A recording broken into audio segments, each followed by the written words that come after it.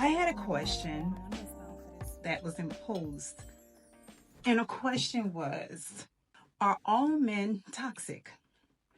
As a holistic practitioner, I'm going to give you my response. But first, I wanted to show you guys how I break my fast, right? Sometimes I break it like this, but for the most part, if you guys don't know, I am a big holistic person. I'm true to this. I mess up, but what do you call mess up? I really don't call it mess up. But let me show you how this is not really my fast breaker, but this is how I introduce foods for the most part into my daily habits, my daily life. That's spinach, some eggs, plantain. Before I go into my question, that question that was imposed, kind of like, I always like to talk about some holistic stuff, but this is a holistic question. But far as like food and healing, yes. Um, I am a big fan on proper food pairing. Proper food pairing is the beginning of all healing, period. Healing the gut, the body, the mind, and the spirit, period. You can't get around it at all. So, but when I do break my fast, I break it with water first, um, a tea, and then I go in, right? Um, I do not bombard my system with vitamins and minerals when I first wake up, because it's like your system is like, come on now, I just woke up, right? Hit me with something a little gentle, a little more gentler and softer. So the best way to do that is by introducing some nice room temperature water and so on. So you can think properly, right? So the question was, are all men toxic? And my response is no. Maybe it's you, right? Maybe it's you. You might be the toxic one. You might be the one who's asking that question. You might be the toxic one, right? All men are not toxic. From a holistic perspective, you got to understand the nature of a person. You have to understand their history. You have to understand their background. You have to have some kind of compassion to consider what's going on with that person, because at the end of the day, you can be attracting your light, right? Your energy is attracting that kind of energy. So if you're constantly running into somebody who have a toxic energy, maybe it's you. Maybe it's you. Even if you're not giving off that toxic energy, period, it can just be within, and you're attracting toxic people. They can be badgering you, hurting you, doing the most, making you cry.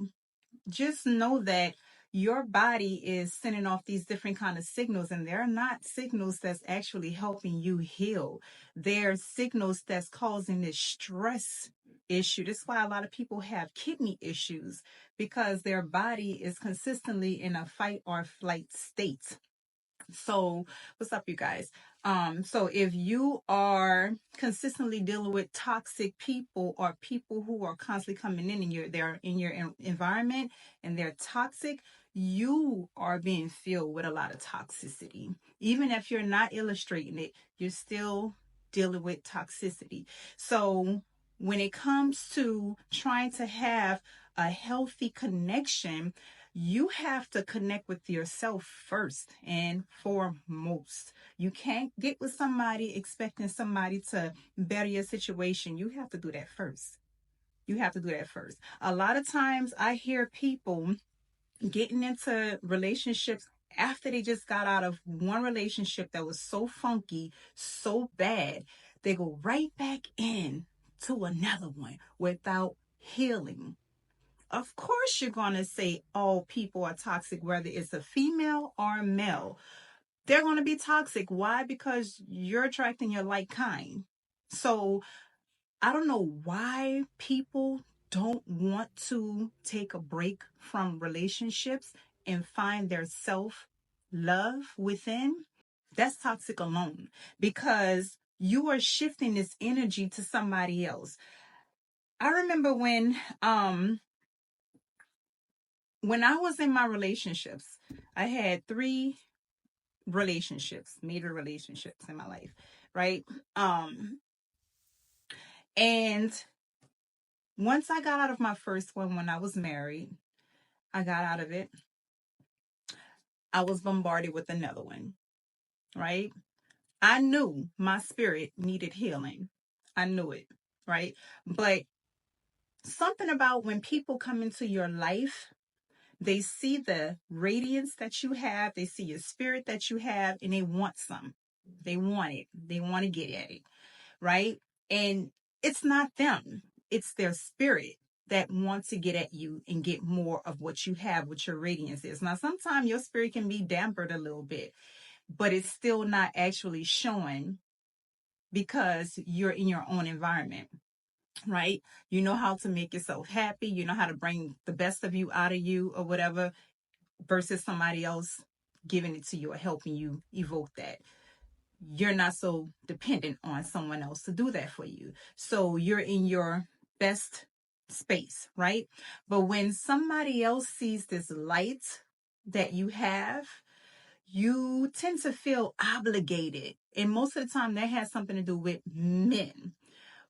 Women feel obligated to give their energies to a man that approaches them, right? And it's not necessarily have to be that way, because we are I don't want to say the lesser dominant species when it comes to man and women in mental, to a certain extent, because women are very strong mentally. But when it comes to the two, he's going to dominate her more than she dominates him. So when his energy comes about, he's picking her, she's not picking him. So he's feeding off of her energy. He wants her energy, right? She doesn't have a lot of power to deny it, because it is a principle that have a certain amount of dominance. We both have masculine and female principles, right? But one is a little bit more stronger than the other. The other one have to realize the weakness in order for her, or the feminine energy, to be amplified in a masculine way. So when you have these two people coming together, when this woman is approached by this masculine energy, she feels like she has to abdicate that power and give it unto him. Why? Because he's more dominant, right? But she may not be listening to her inner self, right? Like I did. I ignored it. I didn't ignore it, but I was dominated, right?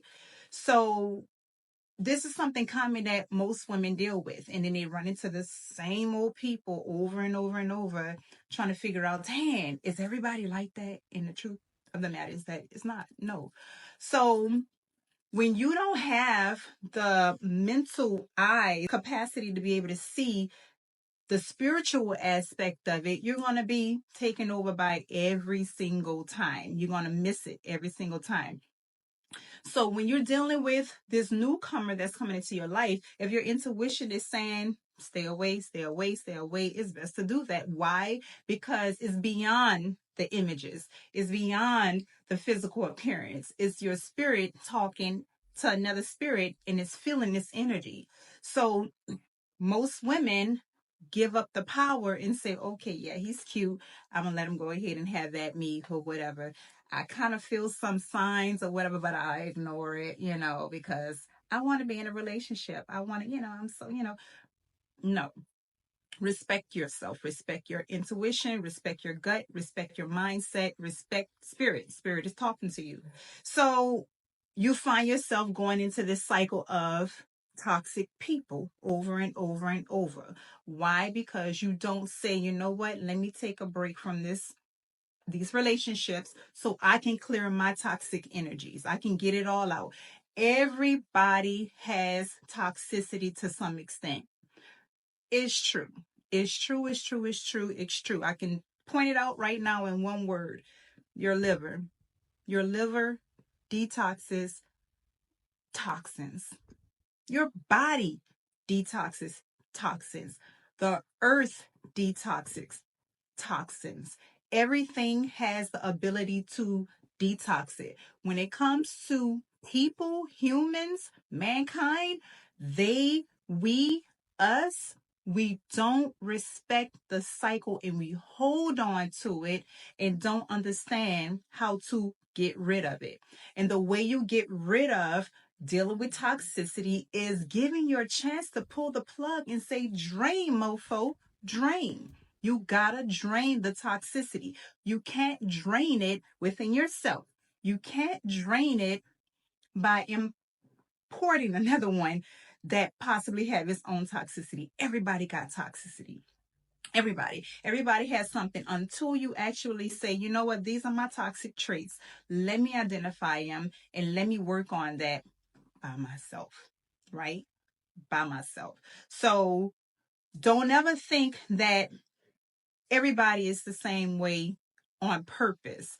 People have issues, and most people don't know how to address their issues ever. And then they keep going on into life, and then they share those toxic energies with their children. It's true. So if you know that you're dealing with not so good people, not so good energies, don't be afraid to say, you know what? I'm not gonna, not today, not today. I have enough dignity for myself to go ahead and place myself in an environment where I can spiritually and mentally cleanse my mind so I can start seeing things better and attracting healthier people, because healthy people will run away from toxic energies. They will not tolerate it because they say, I don't want none of that. I identify it. I know what it smells like. I know what it tastes like. I know what it feels like. And I'm not about to bring it in, especially after I just got rid of my own issues. And most people can never stop healing from everything in life because we're always getting hit with something. Rain comes around all the time. It's never a clear sunny day. Every day of the week, every day of the year. We always got to deal with some kind of interruption. So in order for you to continue to maintain your best part of you is by identifying that there's a rain cloud coming. Let me brace myself. Let me go inside. Let me shelter, or let me get an umbrella.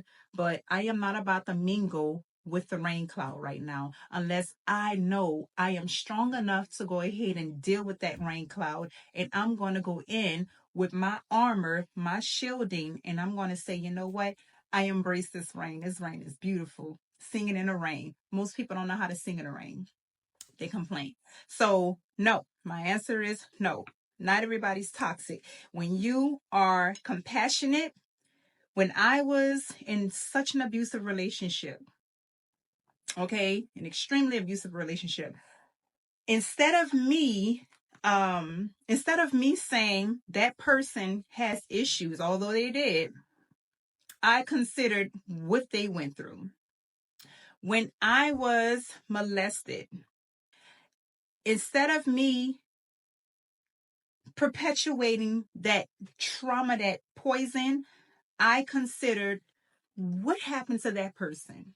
Did they get molested? Were they taken advantage of? And sometimes you have to approach that person with love, with sympathy, with empathy, and say, well, how are you okay? I forgive you. Because most of the time people don't forgive each other, but they want to get in another relationship with somebody else and they're going there without forgiveness. How are you going to get into a relationship with somebody else and you don't even forgive who hurt you before? You're going to bring that trauma to somebody else. You're not going to have understanding, and now you have to deal with your BS and theirs, right? Family dynamics. That's just how it is. So try to think about what happened to that person so you don't build a certain amount of resentment in your own heart versus saying that person is tripping. Think about why they're tripping. Think about what happened. Think about why they're the way they are. And then try to help them out. You can distance yourself, but think about how you can help them out, right? That's the holistic approach behind that. Never have that build up in you, because you'll never be solid for somebody else. You'll never know how to solve your own issues. You'll never be able to help somebody else, right? I've had my own trials and tribulation, and I always wondered, damn, what did I do? I thought I was a decent person in life. But at the end of the day, sometimes you can be dealing with karmic expressions. Sometimes you can be dealing with some past life energies that you have to clear out. Sometimes it's a lesson, right? You cannot go into a purpose without understanding the lessons. And I kind of think that's what I kind of like, why I went through all that I went through. And I never take it to heart, because that's why I'm holistic. That's why I can be able to help somebody else with my own logic and understanding, because we have purpose. And if we don't understand our mission, we're going to be frustrated. We're going to be like, why? And then we're going to miss our purpose, and we're going to leave this earth purposeless.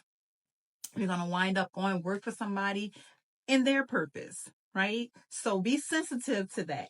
That's my holistic answer to that. Please have sympathy for people who you run into in life, even if you have to leave them in your life. Think about it from a logical perspective. It's too easy if you're open to it, if you really, really want to have compassion. So I hope that was helpful. I'm getting ready to come out with a course, you guys. So y'all stand by. Please visit my website. Just hit on it, tap on it, and you'll see some stuff that can come through a little later, so you guys can stay updated. It's religionofhealth.com. I am a holistic practitioner that gets it and that understands that it's your gut that needs attention first in order to get to that ascension in life for higher understanding. And I help people with my logic and other people's logic too. So visit my website and be blessed.